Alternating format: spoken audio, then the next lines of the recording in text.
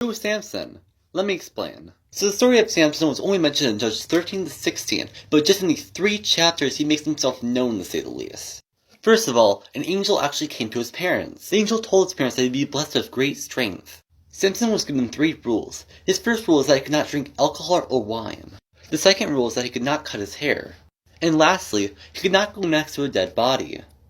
Over time, Samson had his eyes on a Philistine woman. The only problem is, Israel and the Philistines were having a bit of conflict at the time. So his parents weren't too happy about this relationship, but Samson just didn't care. One day Samson decided to go over to his girlfriend's home.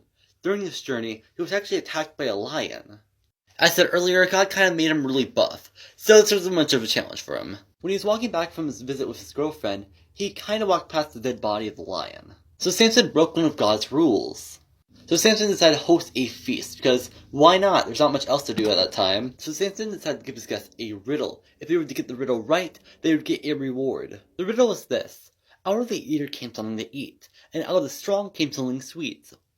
The guests weren't too happy about this riddle, and they just couldn't figure it out. So they threatened his wife that if she didn't force the answer out of Samson, they would burn her house down.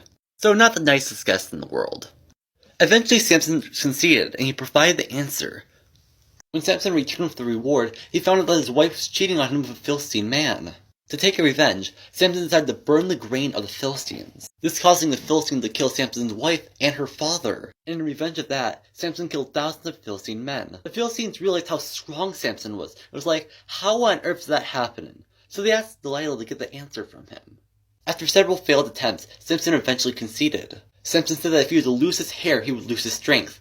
Delilah cut it off, called the Philistines, and they captured him. Samson prayed to God to get his strength one last time, and God let him. But even with his great strength, he still managed to die, as the temple crashed down on him.